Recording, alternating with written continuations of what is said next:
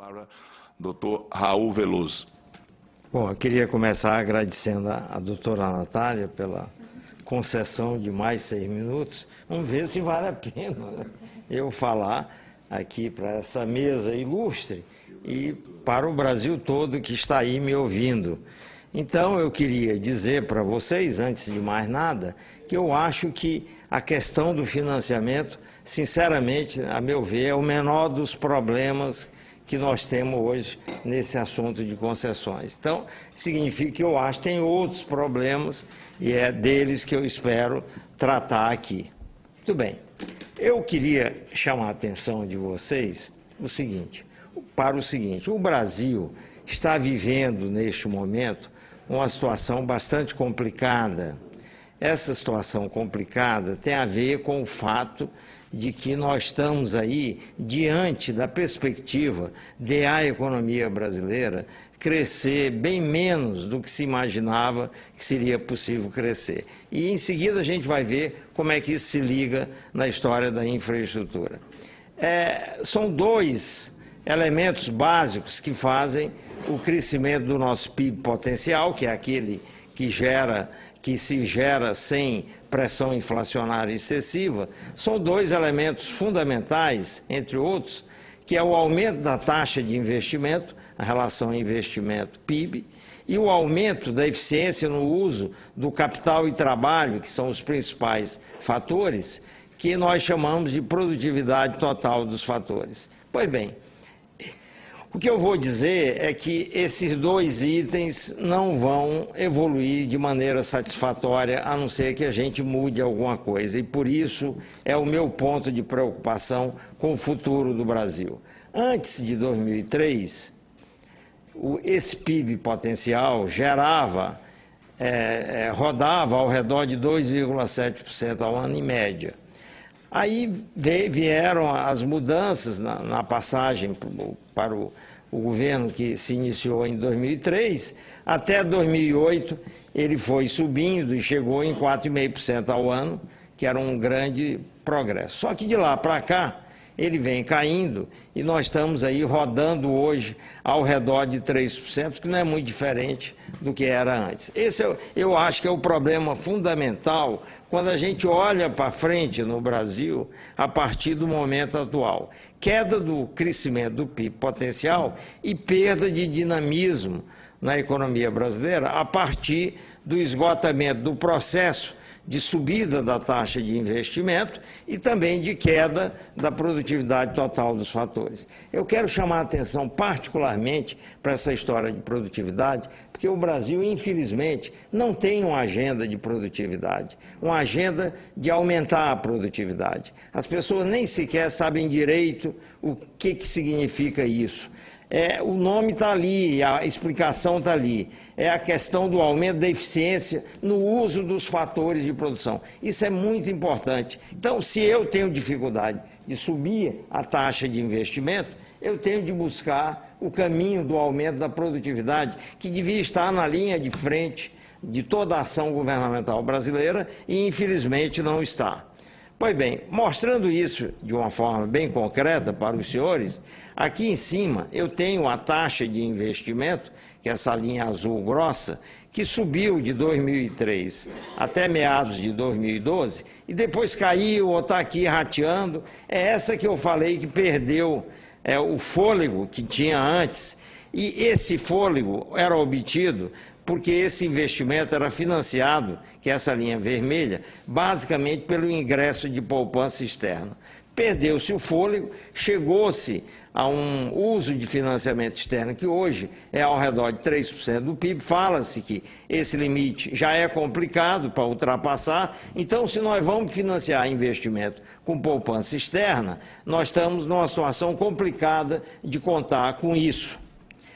O outro item, que é a produtividade total dos fatores, isso aqui são taxas de crescimento, ela cresceu, chegou perto aqui de 2% ao ano e depois desabou. Aqui eu tenho 2007, 2008, ela vem desabando de lá para cá, ficou negativo. Isso quer dizer o quê? Que o PIB, o crescimento do PIB, ele tem os dois componentes. Um pode ser positivo, que é o componente que vem do investimento, e o outro negativo reduz, e aí a gente tem um PIB menor. Pois bem, esses dois principais componentes nos trazem aqui a consequência, nessa estimativa que eu e parceiros fizemos no estudo recente, da taxa de crescimento potencial do Brasil, que, como eu disse, subiu até algo ao redor de 4% ao ano, depois desabou e está aqui em volta de 3% ao ano. Então, esse é um problema complicado que nós temos. Por que é complicado? Primeiro, que eu não posso mais aumentar muito a poupança externa, por razões que, se houver tempo, eu explico. E segundo, a outra forma de financiamento, que é a poupança pública, essa também é muito difícil de aumentar. Nós acabamos de fazer um estudo, eu e meus parceiros, mostrando que a tendência da poupança pública é de queda forte nos próximos 50 anos. Então, o que nós vamos ter de fazer é tentar recuperar a perda, a queda que se avizinha, e não aumentar para financiar investimento. Ou seja, em resumo, meus amigos, o Brasil, olhando para frente, ou ele aumenta a produtividade, ela vem caindo, como eu disse, ou o PIB potencial vai ficar abaixo de 3%, a economia vai crescer menos de 3%. Não adianta o governo querer, não adianta o governo prometer, porque se essas coisas não acontecerem, nós estamos com essa dificuldade. Esse esgotamento é aquilo que eu falei, a poupança vai desabar, a poupança externa tem limites óbvios. E eu queria também chamar a atenção que quando a gente olha, poupança é o financiamento do investimento. Se a gente foca no investimento privado, nós temos hoje dificuldades em alguns setores de aumentar os investimentos, porque a lucratividade diminuiu. No caso da indústria, é isso que está acontecendo, com a subida dos salários e a queda da produtividade industrial. E um outro setor que poderia estar com os investimentos aumentando, deixando de lado a questão da dificuldade de financiar, vamos supor que a gente conseguisse financiar, e isso vai nos trazer para o nosso tema, é o investimento em infraestrutura, que, a meu ver, está hoje travado pelo viés ideológico antiprivado que existe e tem existido, pode estar diminuindo, mas está aí, e isso se mostra na execução da própria política de concessões dos últimos anos, e também o viés eleitoral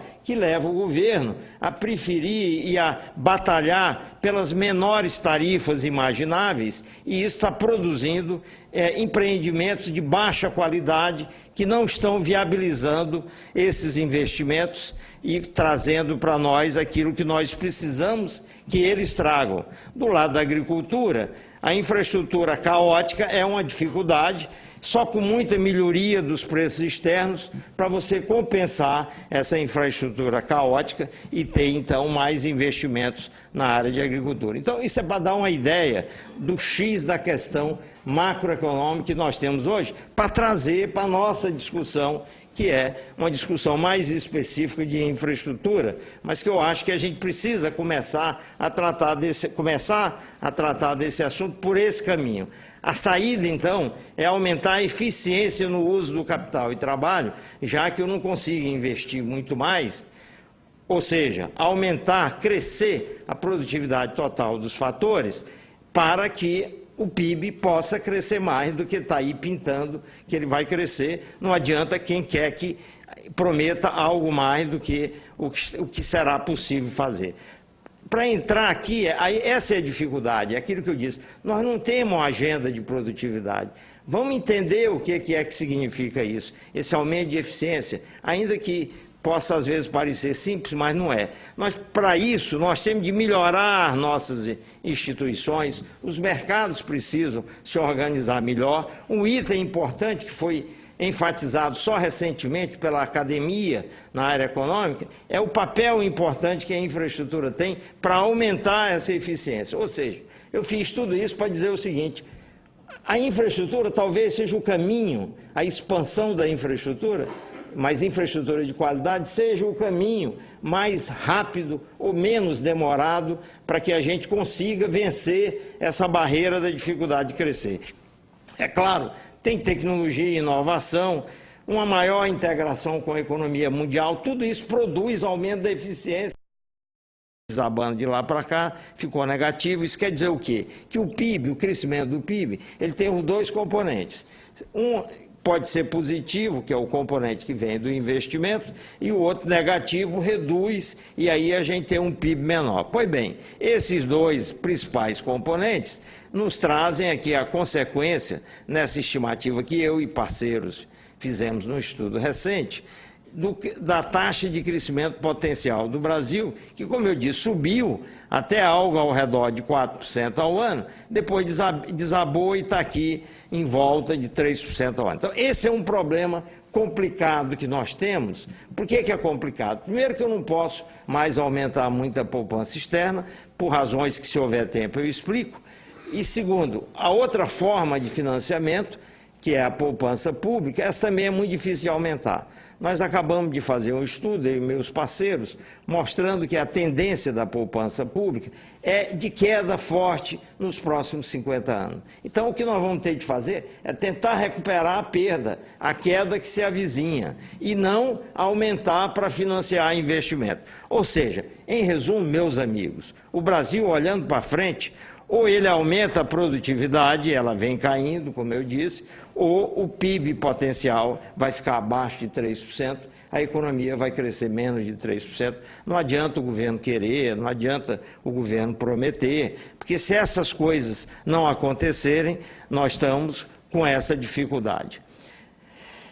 Esse esgotamento é aquilo que eu falei, a poupança vai desabar, a poupança externa tem limites óbvios. E eu queria também chamar a atenção, quando a gente olha, poupança é o financiamento do investimento. Se a gente foca no investimento privado, nós temos hoje dificuldades em alguns setores de aumentar os investimentos, porque a lucratividade diminuiu. No caso da indústria, é isso que está acontecendo, com a subida dos salários e a queda da produtividade industrial. E um outro setor que poderia estar com os investimentos aumentando, deixando de lado a questão da dificuldade de financiar, vamos supor que a gente conseguisse financiar, e isso vai nos trazer para o nosso tema, é o investimento em infraestrutura, que, a meu ver, está hoje travado pelo viés ideológico antiprivado que existe e tem existido, pode estar diminuindo, mas está aí, e isso se mostra na execução da própria política de concessões dos últimos anos, e também o viés eleitoral que leva o governo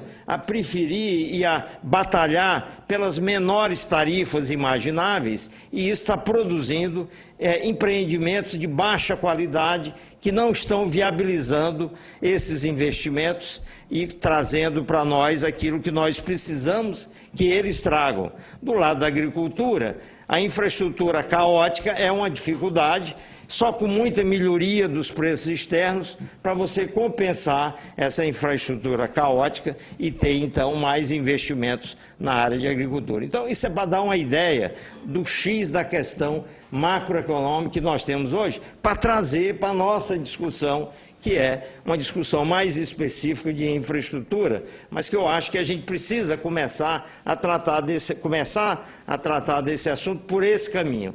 A saída, então, é aumentar a eficiência no uso do capital e trabalho, já que eu não consigo investir muito mais, ou seja, aumentar, crescer a produtividade total dos fatores para que o PIB possa crescer mais do que está aí pintando, que ele vai crescer. Não adianta quem quer que prometa algo mais do que o que será possível fazer.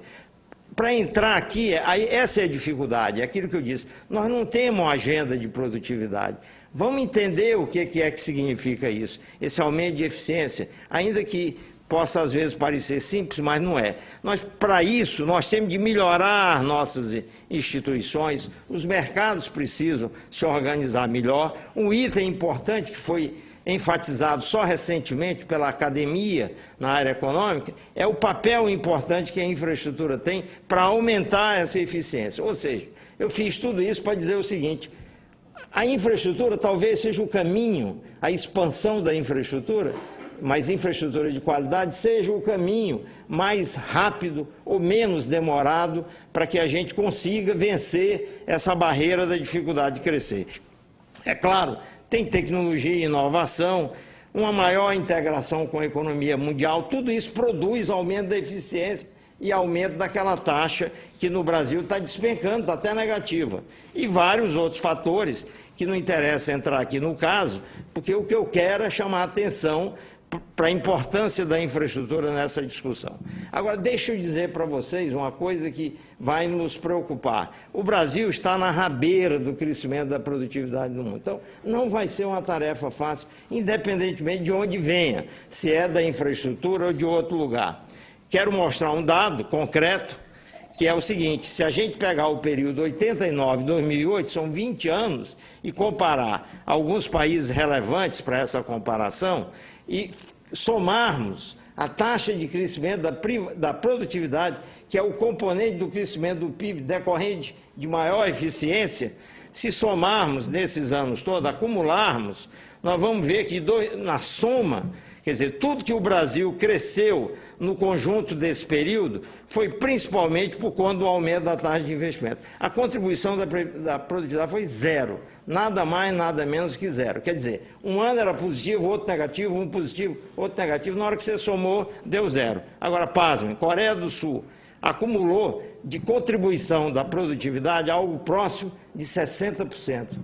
Índia, em torno de 30%, China, próximo de 50%, Estados Unidos, que já vinham cansados de aumentar a produtividade, acima de 10%. Isso quer dizer o quê? Que no crescimento desses países, acumulado nesses anos, a responsabilidade do aumento de eficiência para a taxa de crescimento foi dessa ordem de magnitude, enquanto que o Brasil é zero. Então, os negativos com os positivos se acumulam com contribuição nenhuma.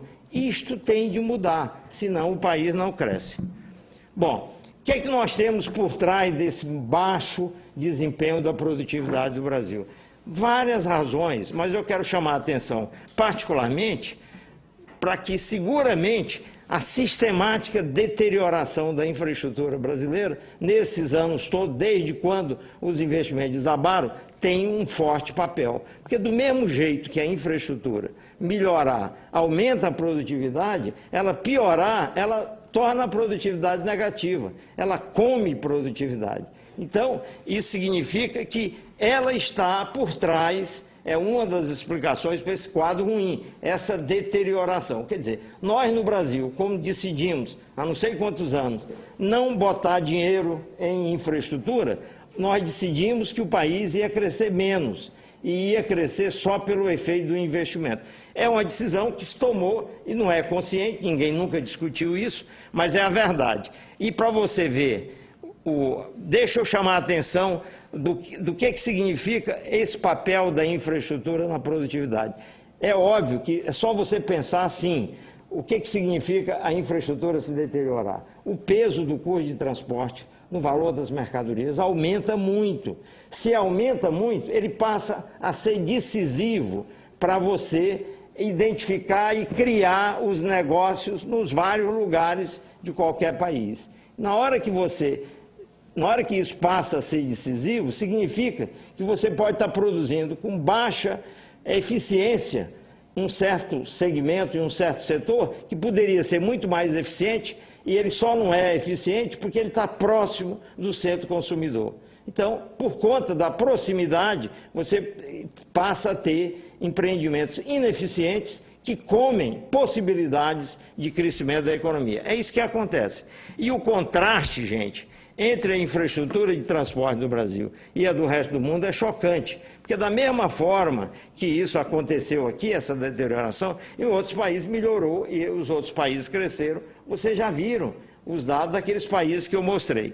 Mais recentemente, a mídia tem enfatizado essa situação de terra arrasada, mas ela não destaca, e ela precisa destacar, o link crucial entre infraestrutura e produtividade. Esse link é fundamental e não adianta só eu mostrar que a nossa estrutura é caos. Eu tenho de mostrar que, sendo ela caos, o crescimento da economia brasileira desaba e não acontece. Muito bem. Para mostrar esse quadro de comparação do que nós estamos hoje e de como vimos piorando em relação a praticamente 144 países relevantes, o Fórum Econômico Mundial fez essa comparação com critérios que pode ser visto na publicação deles, que mostra que o Brasil está realmente na rabeira. Quando você tira um retrato hoje, você vê o Brasil lá na rabeira da comparação na qualidade de infraestrutura. Na média, nós somos 107 em 144, quer dizer, quanto maior, pior. Portos, 135, estradas, 123, ferrovia, 100, transporte aéreo, 134. Enquanto isso, nós avançamos, ainda que nós tenhamos muitos problemas. Eletricidade é 68 e linhas telefônicas fixas, que é o que estava lá no estudo, 55. Isso quer dizer o quê? Isso é para mostrar um retrato que, se tivesse sido tirado alguns anos atrás, certamente esses números estavam mais abaixo e isso nos mostraria como uma deterioração teria ocorrido.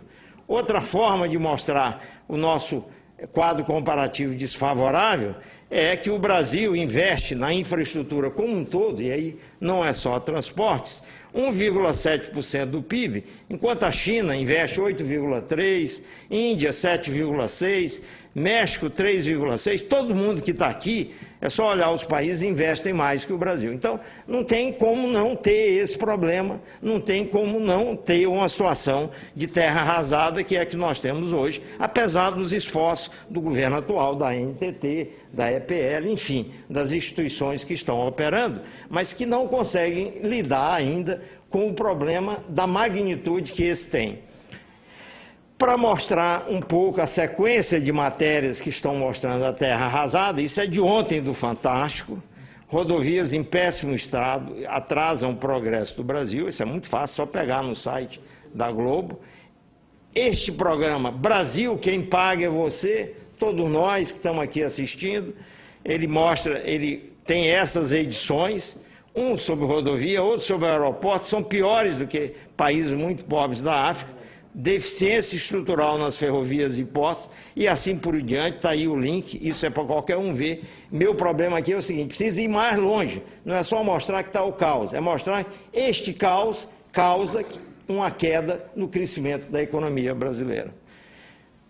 Isso se materializa sob a forma de frete, que é aumento do custo do transporte, que incide no preço, e depois aquilo que eu disse, passa a ser crucial para determinar a localização dos empreendimentos, na maioria das vezes empreendimentos ineficientes que se tornam viáveis por conta do frete. Isso saiu numa matéria do Fantástico de uns 2 meses atrás, só para mostrar como o frete de 2012 para 2013 aumentou de R$ 195 para 320. Isso é a evidência mais simples de como que você aumenta a ineficiência da economia.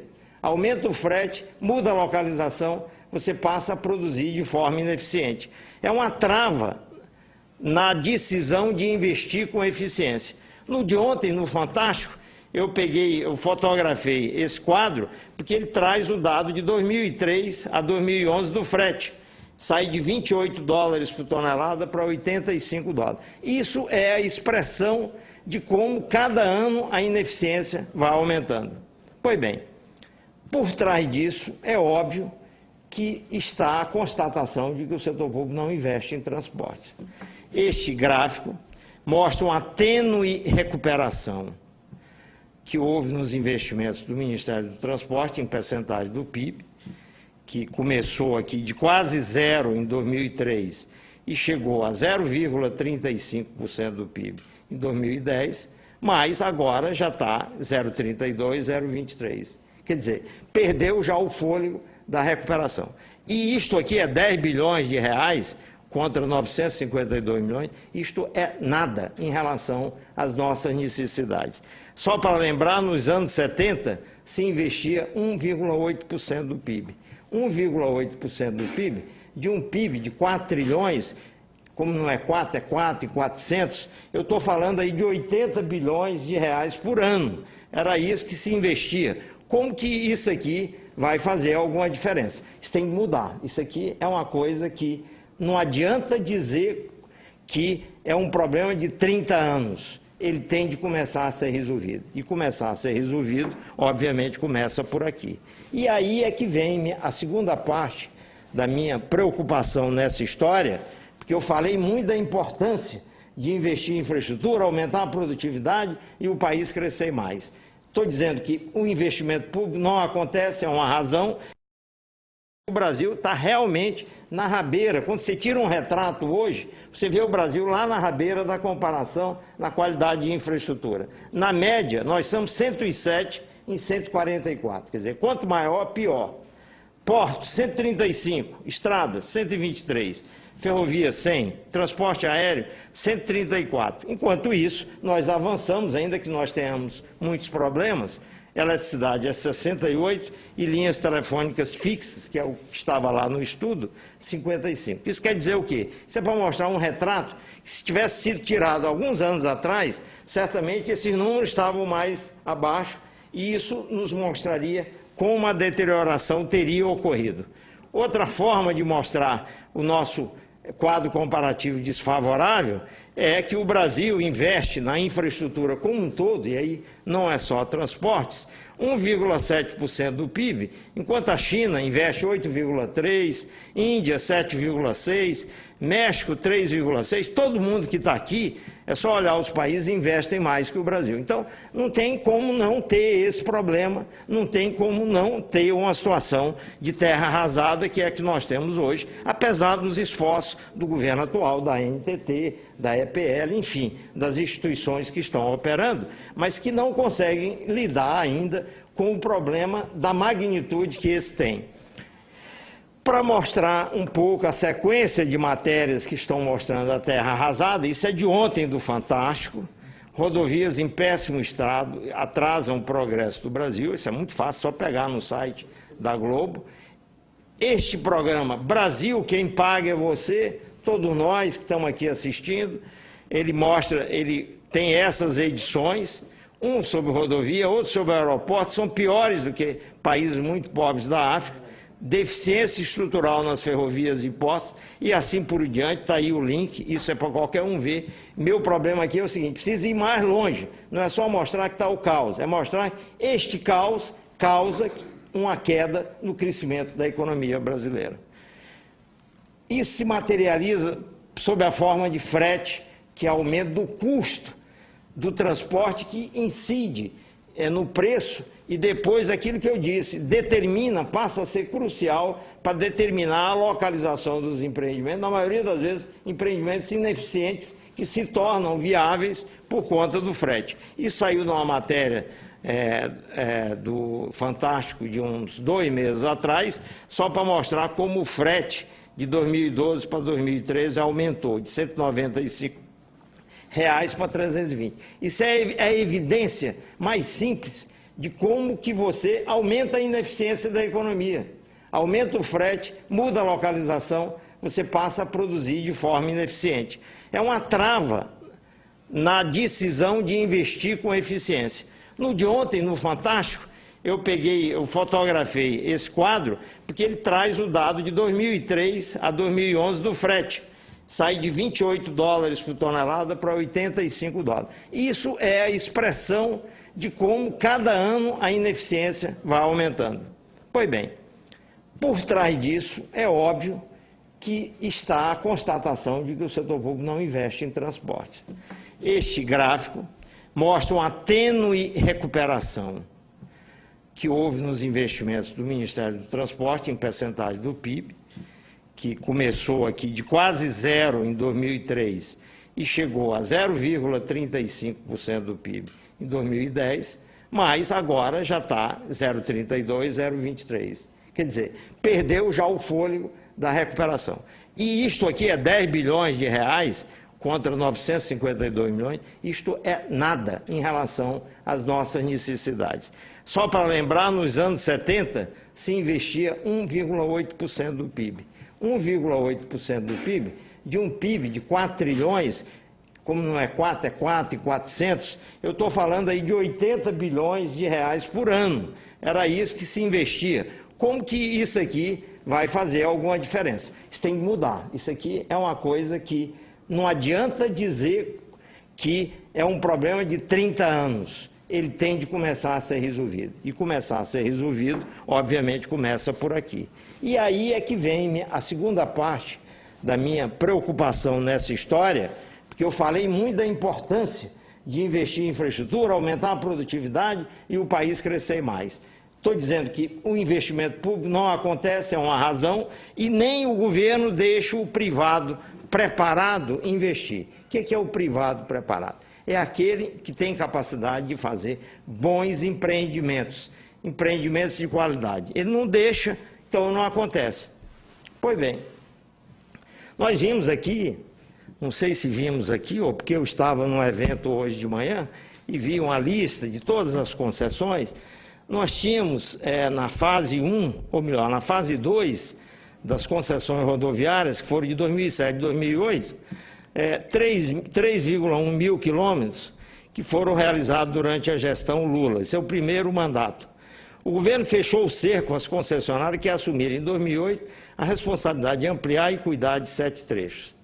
A partir de agora, a ordem do Ministério do Transporte é adotar a tolerância zero com os atrasos de obra nessas concessões. Pois bem, essas concessões estão todas com problemas. E aí o próprio governo agora, ao perceber isso, passados quantos anos? 2007 para o ano atual, para 2013, nós estamos falando aí de 6 anos, acorda e vê que nós não conseguimos melhorar. Isso é um outro ponto importante. Para ter o ganho de produtividade, as estradas precisam ampliar e melhorar, senão não tem o ganho. O frete continua alto do mesmo jeito. Não adianta nada. Não adianta anunciar o programa, nós temos muito anúncio, tem de ter realização de qualidade. E agora existe essa disposição de tolerância zero. Aí diz aqui as empresas contra as quais foi aberto esse processo. Eu não sei se aquele caso que o nosso ilustre palestrante lá da direita está aqui nessa. Tá. Essa. 116. Aquele casinho lá está aqui, mostra que o desempenho é ruim. Esses são concessionários despreparados, para fazer o contraste. Não adianta ter concessionário despreparado que consegue fechar um negócio e depois não entrega, e agora vem a história da tolerância zero. A mesma matéria, essa matéria agora de 27 de maio, o nosso ilustre ministro aqui tentando botar um pouco de ordem na casa, ele diz que rodovia com obra atrasada pode ser retomada. Gente, esse é que é o drama. Quando você faz uma concessão e faz a concessão de um jeito que há um risco alto de ela ficar ruim, e eu acho que muitas das concessões estão sendo feitas assim, o que acontece? O governo depois não consegue retomar.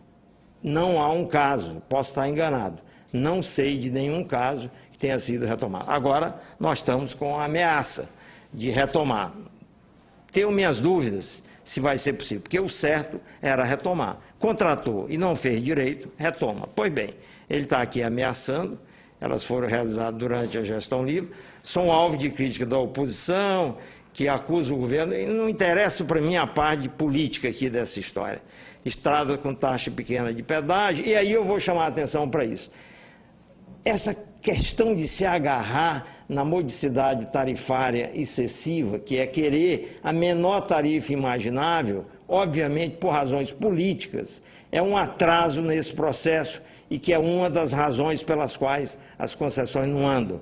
Por quê? Porque uma tarifa menor imaginável atrai o despreparado, porque o preparado não vai aceitar fazer um negócio que não tenha uma remuneração adequada. Tarifa menor imaginável é a mesma coisa de taxa de retorno menor imaginável. Enquanto continuar a insistir nisso, nós vamos ter concessões que não funcionam por uma razão que não tem nada a ver com aquilo que eu falei antes. O que eu falei antes é que nós precisamos, no Brasil, fazer urgentemente empreendimentos em infraestrutura de qualidade, que funcionem e que façam a produtividade aumentar. Então, a questão do custo vai ser determinado no leilão. E aqui, o que nós temos de fazer é procurar o melhor empreendimento possível que aumente a produtividade. Eu não posso misturar questões de querer, para agradar o público, fazer uma concessão de um valor muito baixo que depois não fique em pé. É isso que tem acontecido. Aqui, depois, há menos de 2 meses, adotou uma postura rígida e não descarta a possibilidade de tomar concessões de volta. Seria bom, apesar do tempo que já passou, caso as concessionárias não assumam novos compromissos. Outra coisa, ele diz que terá de usar dinheiro público para realizar obras extras nas concessões da década de 90 para não onerar os contratos. Gente, se não tem dinheiro para fazer, e eu já mostrei a queda, como é que vai usar dinheiro público para evitar um aumento do pedágio? Se tiver de aumentar o pedágio, aumenta o pedágio. O que nós precisamos é de obra que fique em pé e que aumente a produtividade da economia. No fundo, o que eu acho é que as autoridades deviam adotar tolerância zero consigo próprios nas próximas rodadas. Porque senão, eu estou vendo as próximas rodadas, pelo que eu tenho ouvido, as próximas rodadas correm os mesmos riscos de não se tornarem empreendimentos de qualidade e ficarem em pé. Então, não faz sentido eu ter tolerância zero com as anteriores e daqui a alguns anos eu de novo estar enfrentando um problema de que as concessões não fiquem em pé pelos defeitos do processo que ainda não foram corrigidos. É quase um ano de discussão entre os dois lados da história para aumentar a taxa de retorno de referência dos projetos, não é a taxa alavancada, é a taxa do projeto, de 5,5% para 7,2%, e todo mundo sabe que essa taxa é insuficiente para motivar os empresários melhor preparados para pegar os empreendimentos. Ou então, nós vamos mesmo virar uma economia medíocre, que não cresce, que não tem eficiência e que não tem aumento de produtividade, e dá razão às revistas internacionais, como a Economist, que acaba de soltar esse artigo, chamando o Brasil de economia medíocre. Nós temos de tirar essa história e fazer o Brasil uma economia pujante, dinâmica, e que tem uma infraestrutura que nos dê orgulho e não nos envergonhe. Eu acabo de vir de uma viagem a 2 países subdesenvolvidos da Europa e fiquei impressionado com a qualidade da infraestrutura deles. Quer dizer, o Brasil é, nessa área, uma vergonha.